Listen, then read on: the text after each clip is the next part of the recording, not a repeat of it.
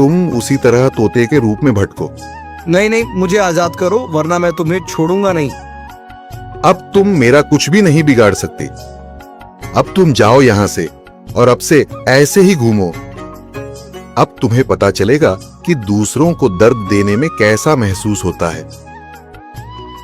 इसके बाद वह राक्षस वहां से उड़ जाता है। मरचू और उसकी पत्नी सीता दोनों खुश हो जाते हैं। मरचू पहले की तरह काम करने लगता है। वह और उसकी पत्नी दोनों खुशी खुशी जिंदगी गुजारने लगते हैं।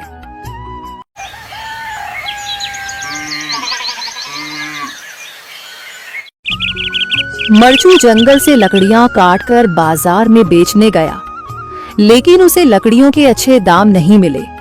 इस पर मरचू ने कहा, अरे भैया, इतने कम पैसे? इन पैसों में तो 2 वक्त का खाना भी नहीं मिलेगा। आप मुझे बहुत ही कम पैसे देते हैं। मैं इतनी मेहनत से लकड़ियां काट कर आता हूँ, लेकिन उनके पैसे मुझे बहुत कम मिलते हैं। भैया, तुम्हारी लकड़ियां होती ही इतनी कमजोर हैं कि मैं इससे ज्यादा पैसे नहीं दे सकता। तुम्हारी लकड़ियों के बस इतने ही पैसे बनते हैं। अरे भैया, कुछ ज्यादा कर दो ना। वो क्या है ना कि इन पैसों का तो कुछ भी नहीं आता। मैं अपनी जिंदगी कैसे गुजारूंगा? भैया, तुम जाकर अच्छी लकड़ियां लाओ, तभी इन लकड़ियों का अच्छा दाम मिल पाएगा, वरना इन लकड़ियों का तो यही दाम है। ये सुनकर मरचू बहुत ज्यादा परेशान हो गया और पैसे लेकर किराने की दुकान से सामान खरीदकर घर आ गया। घर पहुंचते ही मरचू की पत्नी सीता ने कहा, अरे जी, सामान ले आए आप? हाँ जी, सामान ले आया हूँ। सीता के चेहरे पर खुशी छा जाती है, लेकिन जब उसने सामान देखा, जी, इसमें तो बहुत थोड़ा सामान है। हाँ सीता, मुझे पता है कि यह सामान बहुत थोड़ा है, लेकिन मैं क्या करूं? मेरे पास जितने पैसे थे, मैं उतने का ही सामान लेकर आ गया हूँ। इस तरह हमारा गुजारा कैसे हो पाएगा जी? आपको तो पता ही है कि हम कितनी मुश्किलों से गुजारा करते हैं। हाँ हाँ, मुझे पता है, लेकिन मैं कर भी क्या सकता हूँ? मेरे पास इतने पैसे ही नहीं कि हम एक अच्छी जिंदगी गुजार सकें। इतनी मेहनत कर रहा हूँ, लेकिन फिर भी मेहनत का फल नहीं मिल रहा।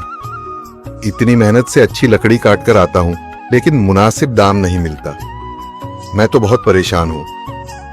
क्या करूँ? कहाँ जाऊँ? अरे जी, आप परेशान न हो, आप कोई और काम देख लें। मैंने कई बार काम तलाशने की कोशिश की, पर किसी ने भी मुझे काम नहीं दिया। ये सुनकर सीता भी काफी ज्यादा परेशान हो गई। मरचू से सीता की परेशानी नहीं देखी गई। उसने अपनी पत्नी सीता से कहा, मैं फिर से जंगल की ओर जा रहा हूँ। अरे जी, अभी मत जाइए ना, वैसे भी शाम हो रही है। आप कल चले जाइएगा, अभी मत जाइए। ठीक है, अगर तुम रोक रही हो तो मैं नहीं जाता। मैं कल चला जाऊंगा। इसके बाद मरचू गांव में घूमने के लिए चला गया। तभी उसे एक आदमी मिला और उसने कहा, कहाँ जा रहे हो भैया? और सुनाओ, क्या हाल चाल है? जिंदगी कैसे गुजर रही है? अरे भैया, तुम्हें तो पता है कि लकड़ियां काटकर कैसे गुजारा होता है। हाँ भैया, तुम सही कह रहे हो। और आसपास के जंगलों में अच्छी लकड़ियां भी नहीं है। इसके लिए तो जंगल के अंदर जाना पड़ेगा। पर जंगल के अंदर तो काफी सारे जंगली जानवर होंगे। मुझे बहुत डर लगता है भैया। मैं जंगल में कैसे जाऊंगा? हाँ भैया, जंगली जानवर तो होंगे, लेकिन अच्छी लकड़ियां तो वहीं से ही मिलेंगी।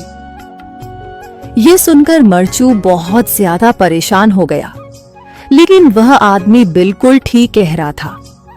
जंगल के किनारे की सारी लकड़ियां कट चुकी थीं। अब सिर्फ जंगल के अंदर ही अच्छी लकड़ियां बची थीं। अगली सुबह मरचू